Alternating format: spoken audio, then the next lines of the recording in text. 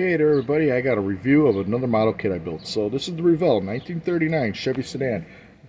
Pretty cool little kit. I've seen it sit in my hobby shop. I really like this paint scheme, the whiskey barrels, you know, the old whiskey runner delivery van. I mean, this looks pretty cool. So I went and picked it up. I went and bought it, obviously, and I went and built it. So let's move from the box to the model itself. Spin this around for you here in a little bit, and then I'll talk about it. I'll let you soak this in. So the model itself seemed like it was an okay model. I painted in Tamiya colors. The red is dull red, and the white is racing white. The dull red comes out flat, so there's a lot of quick shine on the car, just to kind of make this the red shiny. The racing white, I couldn't get a consistent color for.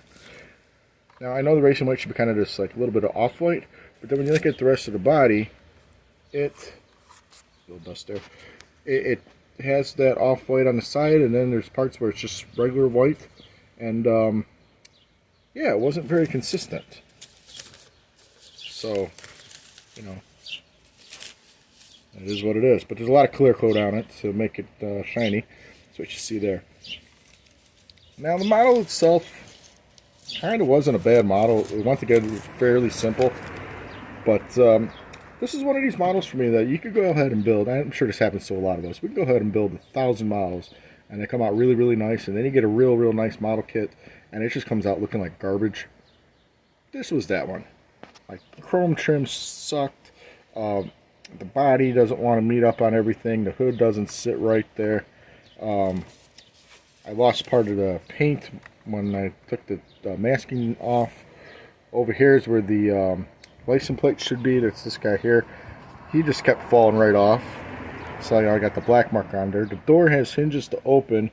I lost the hinges, so just kept dropping them, and the door became a glue bomb after that. The decals didn't really want to work so well. These pinstriping to me does nothing for this kit. The decal on the tires, I struggled with all the tires. Again, the chrome, this visor here, I could not get to sit straight to save my life. And the hood doesn't sit right. So, I know this was a good kit because everything went together fairly easy and whatnot. It just did not work out for me. I like the whiskey barrels. Those are kind of cool. I did not paint those yet. Those are still in the plastic. So, I'm a little disappointed on my work. I'm really not too disappointed on the kit itself. I think the kit was fairly basic, fairly easy. Just whatever I was doing. Let's take the hood off, show the engine. Even the engine, when I was doing it, I was gluing pieces together, and the pieces would just fall. A lot of parts of this car hit the floor, and I never saw it again. So, it was just one of those builds for me, which is really a shame because I really wanted this to be a good build, and it just didn't turn out that way.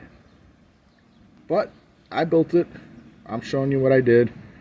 I'm also showing, I guess maybe not so much to my subscribers, but showing for anybody watching model videos that sometimes you don't always make the best looking model.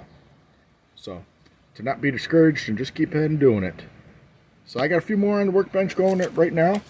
I'll have videos of those coming up when I'm done. Alright, so like I said, this kit just wasn't one of my better ones. Alright, wherever you're at, whatever you're doing, I hope you enjoyed the video.